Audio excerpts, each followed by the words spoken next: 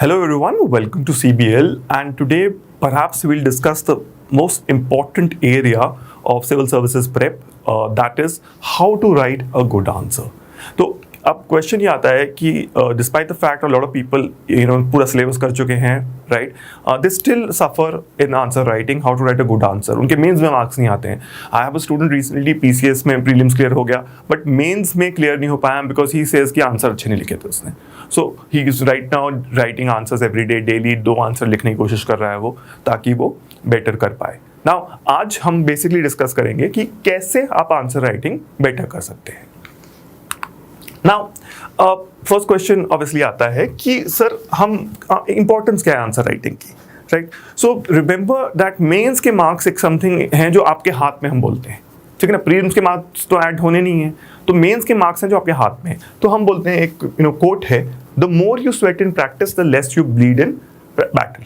सो इसको अगर समझना है तो ऐसे बात सोचिए कि उसेन बोल्ट ने 4 साल प्रेप की थी 9 सेकंड भागने के लिए. लोग आजकल क्या कर रहे हैं, 2 महीने में बोलते हैं कि सर और नहीं हो सकता. तो you have to sweat a lot in practice. So therefore answer writing is very very important. Now इसकी इंपॉर्टेंस कैसे है, why is it so important. अब पेपर में आप देखिए तो आपके पास 3 घंटे हैं, दैट इज 180 मिनट. 180 मिनट में आपको 20 क्वेश्चन करने हैं. अगर मैं एवरेज आउट भी कर दूं तो 9 मिनट पर क्वेश्चन है. अब ये 9 मिनट पर क्वेश्चन ऑब्वियसली अगर आप देखें तो अगर 10 मार्क का क्वेश्चन है और 15 मार्क का क्वेश्चन भी है और 20-25 मार्क का क्वेश्चन है जैसे एथिक्स में है, तो आपको कैलकुलेशन डिफरेंट करनी पड़ेगी. 10 मार्क के लिए आपको शायद 6 मिनट से कम में लिखना पड़े. सो ये ऑब्वियसली काफ़ी बड़ा चैलेंज हो सकता है. Specially what will happen with most of you is जब आप पहली बार मेंस देंगे तो आप 2 घंटे आपके पहले ही निकल जाएंगे. उसके बाद थर्ड आवर में आपको लगेगा कि यार मेरे तो 10 क्वेश्चन रह गए, तो आप बहुत तेज लिखना स्टार्ट कर देंगे and there will be a lot of chaos, right. So again आप जितना प्रैक्टिस करेंगे आंसर राइटिंग उतना बेटर रहेगा. नाउ प्रॉब्लम क्या होती है, ये जो 6-9 मिनट हैं आपको अब थॉट्स सोचनी भी है कि कैसे लिखना है, और आपको आंसर लिखना भी है स्ट्रक्चर्ड फॉर्मेट में. आप क्योटिक आंसर नहीं लिख सकते, मार्क्स नहीं मिलेंगे नहीं तो. So this cannot be left for the examination hall and you must improve your answer writing skill as well as speed. Most students जो हम स्टार्टिंग में 3 घंटे का पेपर देते हैं उनको लिखने के लिए, तो वो 12 या 14 क्वेश्चन ही लिख पाते हैं. Most people after writing 10-15 test they will reach to 18. अगर हम बात करें कि यूपीएससी रैंक होल्डर्स के बारे में बात करें तो उन्होंने एटलीस्ट 20+ टेस्ट दिए हैं, फुल लेंथ टेस्ट दिए हैं टू रीच दैट लेवल. तो ये आपको दिमाग में रखना है कि फुल लेंथ टेस्ट आपको एटलीस्ट 20+ देने हैं. बट डेली आंसर राइटिंग के लिए आई नॉर्मली सजेस्ट कि 2 से 5 आंसर लिख सकते हैं depending on full time prep कर रहे हैं कि नहीं. अब याद रखिए कि मेंस में आपका सबसे बड़ा वेपन ये मेंस आंसर राइटिंग ही है, बिकॉज आंसर राइटिंग से ही आपके हाईएस्ट मार्क्स आ सकते हैं. आप it can make a difference, अच्छा answer can make a difference between getting 56 marks and 105 marks.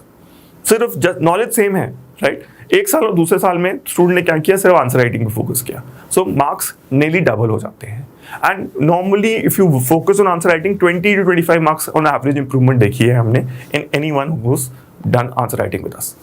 Now अब दूसरी बात आती है कि आंसर राइटिंग की इंपॉर्टेंस थोड़ी सी क्योटिक हो जाती है बिकॉज ऑफ द फैक्ट कि कई जगह 25 मार्क्स का क्वेश्चन भी है, राइट. सो 25 मार्क्स के क्वेश्चन के अगेन कैलकुलेशन आपको देखनी पड़ेगी कि 25 divided by the total number of marks that is 250 into 180. तो 18 मिनट आपको देने हैं केस स्टडी पे एथिक्स की, विज़ 10 मिनट्स अप्रॉक्सीमेटली देने आपको एक 15 मार्कर क्वेश्चन में इन GS1, GS2, GS3. Okay. Now अब नेक्स्ट क्वेश्चन आता है कि सर हम कब स्टार्ट करें आंसर राइटिंग. क्या हमने अभी भी कोर्स ज्वाइन किया है, क्या आप हम आंसर राइटिंग करें. तो 2 वे में बात करता हूँ कि अगर आपने थ्योरेटिकल एनसीईआरटीज कर लिया, if you have completed your NCERTs and basic books, तो थ्योरेटिकल एग्जाम्पल है हिस्ट्री, ज्योग्राफी, सोसाइटी में, या तो आप साथ साथ करिए, ठीक है. चैप्टर के एंड वाले क्वेश्चंस आप जरूर लिखिए जो आप एनसीईआरटी के पढ़ रहे हैं. दूसरा, अगर करंट अफेयर्स क्वेश्चंस है वो आप साथ साथ लिखते साथ फर्स्ट डे से आप लिखना स्टार्ट कर दीजिए. चाहे आप खराब लिखें, चाहे आप इतना अच्छा ना भी लिख पाए, डजंट मैटर, बट आप लिखना स्टार्ट कर दीजिए.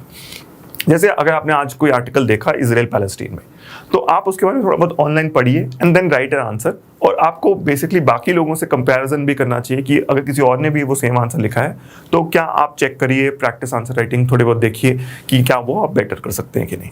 अपने नोट्स आपने अगर कोई इजराइल पैलेस्टीन पे पहले बना रखे हैं तो उसको भी रेफर कर सकते हैं. इस केस में आप ध्यान रखिए कि डायग्राम्स बनाने जरूरी हैं. तो हम obviously we do a session itself on diagram making, but वो बात की बात है. बट अभी आपको देखना है कि अगर कोई भी क्लास में क्वेश्चन है अगर सर ने वर्ल्ड हिस्ट्री अगर स्टार्ट हो गई है, तो अगर कोई भी क्लास में क्वेश्चन दिया है एनलाइटनमेंट पे, रेनेसांस पे, वो तो आप लिखिए, ठीक है ना। इंडस्ट्रियल रेवोल्यूशन, अमेरिकन रेवोल्यूशन, कोई भी मेंस का ओल्ड पेपर पे क्वेश्चन है, वो तो आपने लिखना है।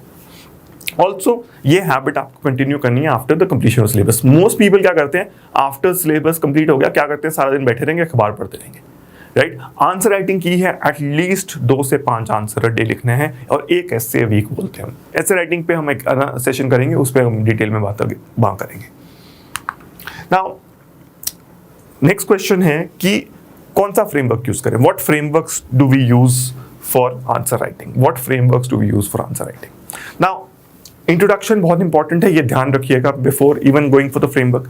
मोस्ट स्टूडेंट्स क्या करते हैं कि वो इंट्रोडक्शन नहीं लिखते हैं, वो सीधे ही स्टार्ट हो जाएंगे आंसर लिखना। आई will give you an example of that soon enough in this session itself. Now introduction is very important, don't start your answer without it. This is बहुत कॉमन है कि पॉजिटिव ऑफ टाइम की वजह से आप introduction नहीं लिख रहे हैं, राइट। तो आपको थोड़ा बहुत इंट्रोडक्शन देना है। कैसे इंट्रोडक्शन लिखना है, कीवर्ड्स जो हैं वहाँ यूज करिए।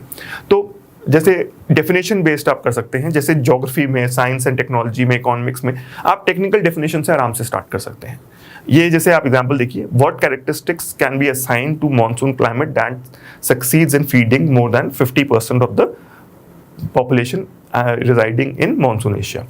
ओके, तो ये CSC 2017 का एग्जाम का क्वेश्चन है। तो इसमें आपको क्लियरली एक कीवर्ड मिल गया मॉनसून क्लाइमेट।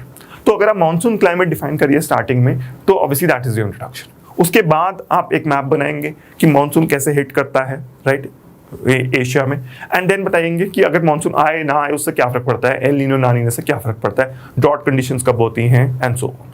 एंड उससे you can even talk about the soil structure and the forestation using this, and उससे बात करिए कि आप कि कैसे ट्रेंड्स हैं, कि कैसे एक सक्सीड करता है monsoon climate in feeding so many people. Now दूसरी चीज आप कर सकते हैं, आप फैक्ट बेस्ड इंट्रोडक्शन दे सकते हैं। जैसे पॉलिटी में हम बोलते हैं कि अगर आपने पॉलिटी का कोई आंसर देखना है, तो आप स्टार्ट करेंगे कॉन्स्टिट्यूशन ऑफ इंडिया से, आप आर्टिकल मेंशन करेंगे कॉन्स्टिट्यूशन ऑफ इंडिया के, राइट। देन आप बात करेंगे कि कोई सुप्रीम कोर्ट जजमेंट है उस बारे में। देन आप बात कर सकते हैं कि लॉ कमीशन की कोई रिपोर्ट है, कमेटी की कोई रिपोर्ट है, तो उससे स्टार्ट कर सकते हैं। सो जैसे आप ये क्वेश्चन देखिए 2017 का, poverty alleviation programme in India remains mere showpieces until and unless they are backed by political will. ये एक स्टेटमेंट है। यूपीएससी में ध्यान रखिए कि आपको हमेशा एंड से क्वेश्चन पढ़ना है। तो पहले आप लास्ट लाइन पढ़िए, discuss with reference to performance of major poverty alleviation programmes. So आपको क्या होना चाहिए कि पावर्टी एलिवेशन प्रोग्राम्स कौन से हैं इंडिया में, उनके बारे में आप नाम दीजिए, जैसे प्रधानमंत्री Garib Kalyan Yojana etcetera, right, then मनरेगा etcetera. Then poverty alleviation showpieces है, कुछ पॉलिटिकल विल बैक नहीं हो रहा कि इसके बारे में आप क्या कहेंगे। इस थीम पे लिखना है, इस थीम पे लिखना है, but obviously you have to be very careful with the fact that you have to stay close to the answer। आपको डिस्कस करना है। डिस्कस itself a keyword है। डिस्कस का क्या मतलब होता है, किसी को डिस्कस करना, प्रोस देने हैं, कॉन्स देने हैं, और सोल्यूशन देना है। Okay, we'll also talk about कि जो बाकी कीवर्ड्स हैं, इलेबोरेट का क्या मतलब है, राइट, एटसेट्रा, इलस्ट्रेट का क्या मतलब है, we'll talk about that. But I think that is best done with questions rather than just talking. आपको मैं कीवर्ड से समझाना स्टार्ट कर दूं तो इतना क्लैरिटी नहीं आती। नाउ अगर ये क्वेश्चन है तो आप स्टार्ट कैसे कर सकते हैं, पावर्टी फिगर्स दे सकते हैं तेंदुलकर रिपोर्ट से, या कोई भी सोशो इकोनॉमिक कास्ट सेंसस की आप फिगर दे सकते हैं, तो उससे आप बहुत प्यार से आंसर दे सकते हैं। नाउ अब बात आती है कि करंट अफेयर बेस्ड क्वेश्चंस के बारे में क्या करना है। तो जैसे आप ये क्वेश्चन देखिए 2017, अभी भी इस पर डिबेट काफी चल रही है। Simultaneous election to Lok Sabha and the state assembly will limit the amount of time and money spent in ex electioneering, but it will reduce the government's accountability to the people. Discuss, ये question है। Now आपको कैसे ये answer start करना है, आपको बात करनी है एक draft white paper release by the law commission of India recommended that Lok Sabha and assemblies को 2019 में ही आप कर दीजिए, बट ऑब्वियसली 2019 में नहीं कर पाए। तो बट ये एक डिमांड है वन इंडिया वन इलेक्शन वाला, ठीक है ना। 1967 से पहले इलेक्शंस एक साथ होते थे, आप इससे भी स्टार्ट कर सकते हैं। Now body of the answer should directly address what is asked. What is asked कि क्या मतलब लोगों के टाइम और कॉस्ट कम होगी ड्यू टू अगर आप ये साइमल्टेनियस सिलेक्शन करें।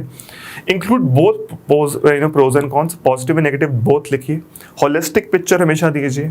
It should never look like कि आप एक ही साइड दे रहे हैं। जैसे आप कल one of my students was asking me कि सर क्या कितने लेवल तक क्रिटिसाइज करना है गवर्नमेंट को। ऐसे क्रिटिसाइज करना ही नहीं है, आपको बहुत ही ऑब्जेक्टिव एनालिसिस देना है चीज़ों का। हर चीज़ में ऑब्जेक्टिव एनालिसिस दिया जा सकता है। अब जैसे अब नेक्स्ट चीज़ है कि आप फ्लो चार्ट्स बना सकते हैं, आप डायग्राम, मैप्स एक्सेट्रा बना सकते हैं। अब एग्जांपल देते हैं इसका। अगर आप 2 डायमेंशन करेंगे अपने आंसर को, सिंगल डायमेंशन से, अगर आप अंडरलाइन ठीक से करेंगे तो आपको एक्स्ट्रा मार्क्स मिलेंगे। ओके, सो इसमें एक एग्जांपल है, one of my friends, right, तो उसने क्या किया एग्जाम में, so he used to complete the paper by 2:45, मतलब 2 hours 45 मिनट से खत्म कर लेता था। लास्ट 15 मिनट वो सिर्फ अपने आंसर पढ़ता था और उनको अंडरलाइन करता था। वो खुद ही चेक करता था कि हाँ आंसर ठीक लिख रहा है कि नहीं लिख रहा, right. So that actually made a huge difference in marks and he always used to nearly get 50% marks in GS. Is very today even 50% marks I would say अगर आपके आ रहे हैं तो आप आईएएस बन जाओगे इजीली। ओके, नाउ क्वेश्चन आता है कि फॉर्मेट कौन सा यूज करें सर, आप देयर सो मेनी फॉर्मेट्स, क्या यूज करें, कैसा स्ट्रक्चर यूज करें। तो जैसे अगर आप ये क्वेश्चन देखें तो आप पॉइंट फॉर्म में लिखना चाहते हैं कि पैराग्राफ फॉर्म में लिखना चाहते हैं। सो क्वेश्चन है, give an account of the growth and development of nuclear science and technology in India. तो keyword nuclear science and technology, what is the advantage of fast breeder product. तो बिल्कुल technical question है ये, ठीक है ना, ये नॉलेज ओरिएंटेड क्वेश्चन है। आप इंट्रोडक्शन दीजिए कि कब स्टार्ट हुआ इंडिया का न्यूक्लियर प्रोग्राम, आप बात कीजिए कि कब पोखरान किया हमने, एंड देन आप बात कीजिए कि फास्ट ब्रीडर रिएक्शन कब अभी जो हुआ है उसके बारे में बात कीजिए। Now always highlight keywords in your answer. जो जैसे कीवर्ड क्या है, फास्ट ब्रीडर रिएक्टर, ठीक है ना, डेट्स वगैरह इंपॉर्टेंट है। स्ट्रक्चर में आप कह सकते हैं पॉलिटिकल, इकोनॉमिक, टेक्नोलॉजिकल, लीगल वगैरह अप्रोच यूज कर सकते हैं। ये सेम अगर आप जो ये हमें कीवर्ड्स वाले ये हमने जो स्ट्रक्चर यूज किया, ये चेंज हो जाता है इन डिफरेंट सब्जेक्ट्स, ठीक है ना। हर सब्जेक्ट के अलग कीवर्ड्स है, अलग फ्रेमवर्क है। ये चेंज हो जाएगा एमएमटीसी पेक में in economics, sorry in basically sociology. So जैसे सोशियोलॉजी में आप मैरिज पे फोकस करते हैं, आप पॉलिटिकल इकोनॉमिक चेंज पे क्वेश्चन करते हैं एंड सो ऑन। इकोनॉमिक्स में आप देखेंगे कि स्ट्रक्चर पे आप देंगे, जैसे एग्रीकल्चर सेक्टर पे क्या इम्पैक्ट है किसी चीज़ का, इंडस्ट्रीज पे क्या इम्पैक्ट है, मैन्युफैक्चरिंग पे क्या इम्पैक्ट है, आप उसमें चले जाएंगे ज़्यादा। आप स्ट्रक्चर ऑफ द इकोनॉमी से डिस्कस करेंगे कि एक्सपोर्ट्स इंपोर्ट्स पे क्या इम्पैक्ट होगा किसी चीज़ का and so on. So again, we'll look at a question and I think that's better done there. Okay, now there is one area where most of our students suffer and are very very weak at. This is something that GS2 GS3 की answer writing most लोग करवा देते हैं, मुश्किल काम नहीं है वो। मेन प्रॉब्लम क्या आती है कि GS1 की आंसर राइटिंग कोई नहीं करवा सकता। Why? क्योंकि बहुत ज़्यादा एफर्ट लगता है, बहुत कंटेंट है इसके अंदर। So उसमें अगर हम देखें तो so let's look at a question. Write a short essay on the contribution of Pallavas into Indian architecture. ये क्वेश्चन है, write a short essay on the contribution of the Pallavas to Indian architecture. तो keyword Pallavas, Indian architecture, ठीक है, 2 keywords हैं हमारे पास। Now आपको कैसे बताना है किसी भी हिस्ट्री आंसर में, आपको पहले तो बताना है पल्लवा डायनेस्टी थी कब। तो क्वेश्चन आंसर देख पड़ी, the Pallava dynasty was south Indian dynasty existed between 255 CE to 890 CE. Pallavas became a major power during the reign of Mahendra Varman and Narasimhavarman. Then आपने एक मैप बनाया बहुत ही प्यारा, ठीक है ना। अगर आपने ऐसा मैप बना दिया तो आपको +2 है, ठीक है ना, ये बहुत क्लियर कट होना चाहिए आपके दिमाग में। देन आपने बात की कि Pallavas most noted for the patronage of architecture. Fine example हमने बताया, शोर टेम्पल है, UNESCO heritage and Mahabalipuram, that is Mamallapuram. Okay, Pallavas ने फाउंडेशंस की हैं मिडीवल साउथ इंडियन आर्किटेक्चर की, एंड देन आपने आगे आंसर लिखना कर दिया कि कौन से स्टाइल्स है, महेंद्र वर्मन स्टाइल, नर्मला स्टाइल। सो ये कंटेंट हैवी है, नॉलेज हैवी है, लेकिन डिस्पाइट द फैक्ट इसमें भी बहुत दिमाग लगा है कि स्ट्रक्चर कैसे किया जाए, बहुत ही प्यारा आंसर लिखा है, obviously that is it. Then एक और आंसर देखते हैं, Buddhism not only enriched Indian philosophy but left an indelible mark in Indian art and architecture. Explain with examples. So से इस क्वेश्चन में आज से अगर आप कोई स्तूपा वाला अगर आप एक डायग्राम बना दें जिसमें आपने डिटेल मार्किंग कर रखी है, अंडा बताया, हर्मिका बताया, चत्र बताया एक्सेट्रा, तो यहाँ अगेन +2 मार्क्स हैं सीधे, राइट। डिस्पाइट द फैक्ट कि आपने जो आपका जो चेक कर रहा है, right, he will always think कि हाँ यार इस बच्चे को आता है, किसने देखो स्टूपा का सारा डिटेल तक याद है इसको, तो obviously this is a good student. Impression matters a lot, specially when there is positive of time in checking. ये बात ध्यान रखिए, जो बंदा आपका पेपर चेक कर रहा है वो ज़्यादा टाइम नहीं लगाएगा। तो आपकी अगर हैंड राइटिंग अच्छी है तो आपको उसको भी फोकस करना है, राइट। अगर आपने खुला, अगर आपकी हैंड राइटिंग ज़्यादा अच्छी नहीं भी है तो भी आप खुला अगर बड़ा लिखेंगे तो इतनी प्रॉब्लम नहीं आएगी। आप 2 डायमेंशनल बना दीजिए, मैप बनाइए, आप डायग्राम्स बनाइए, जैसे मैप डायग्राम का एग्जाम्पल दिया, टाइमलाइंस बना सकते हैं। Let's have a look at that. So modern India में आप देखते हैं ये question, explain the causes and rise of revolutionary movements in India from 1905 to 1931, ये क्वेश्चन दिया गया है। नाउ इस क्वेश्चन में देखिए कितना प्यारा टाइमलाइन बनाया गया है कि हुआ क्या कि पार्टीशन ऑफ बंगाल हुआ 1905 में, तो उसने इंस्टिगेट किया लोगों को कि रेवोल्यूशनरी मूवमेंट करना चाहिए। फिर 1908 में तिलक वॉज अरेस्टेड, फिर मुजफ्फरपुर कैरेज इंसिडेंट हुआ। देन जतिन मुखर्जी ने अनसक्सेसफुल अटेम्प्ट किया 1915 में, काकोरी कॉन्स्पिरेंसी हुई, बर्थ ऑफ एचआरए हुआ, Lala Lajpat Rai died, then obviously bomb on the legislative centralism. तो आपने एक बड़ी प्यारी सी टाइमलाइन बना दी है। नाउ अगर आपने ऐसे बना दिया तो व्हाट विल हैपन, क्या इंप्रेशन गया टीचर के ऊपर कि हाँ यार स्टूडेंट को पता है, और यहीं पे सारी आपकी नॉलेज शो होगी। सो ये एक बहुत प्यारा वे है हिस्ट्री में आंसर राइटिंग करने का कि आप टाइमलाइंस क्रिएट करिए। ये इसके बारे में हम ऑब्वियसली डिटेल में बात करेंगे, राइट। देन दूसरी चीज़ आप कर सकते हैं, जैसे अब ये क्वेश्चन है, series of civil rebellion run like a thread in the first 100 years of British rule. In this context, explain the underlying factors and consequences of the Pekka rebellion. Now, इसमें देखो क्या किया स्टूडेंट ने, rebellion ही दिखा दिया कि कहाँ पे हुआ है, राइट। और बाकी रिबेलियंस भी दिखा दी, कूका रिवोल्ट कहाँ हुआ, वहाँ भी कहाँ हुआ है, फकीर अपराइजिंग कहाँ हुई बंगाल में, एंड सो ऑन। मुगला रिबेलियन भी दिखा दिया। नाउ बहुत ही इससे इंप्रेशन पड़ गया कि यार इसको तो सब पता है।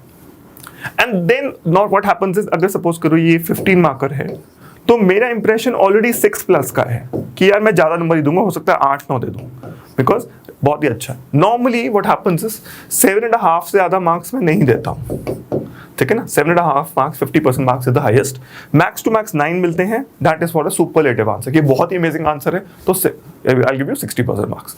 सो आपको ये ध्यान रखना है कि यहाँ पे जो हाईएस्ट मार्क्स लेने हैं तो उसके लिए ये टाइमलाइन, ये मैप्स हिस्ट्री में भी बनाने हैं, ऐसा नहीं है कि सिर्फ ज्योग्राफी मैप बनते हैं। सो ये चीज़ बहुत इंपॉर्टेंट है।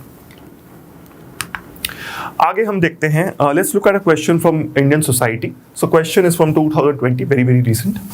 सो 2020 में क्वेश्चन आया था, has caste lost its relevance in understanding multicultural Indian society, elaborate with illustrations. So ये डिफरेंट स्टाइल है इस आंसर का। So it is very very quick. Now this is one thing which you'll find, तो ये rank holders का answer है। सो rank holders कैसे लिखते हैं वो थोड़ा डिफरेंट है। They tend to say that introductions वगैरह चलो ठीक है, but let's get to the gist of the thing very quickly. Time नहीं है मेरे पास, बहुत तेज लिखना है because this is 10 marker. Due to various factors of modernization such as industrialization, urbanization, democratization, secularization, caste system ने लॉस कर दिया है अपनी वेरियस फीचर्स। तो क्या क्या होते हैं फीचर्स, मैंने एक डायग्राम बना दिया, कमेंसुअलिटी, हायरार्की, एंडोगमी एटसेट्रा।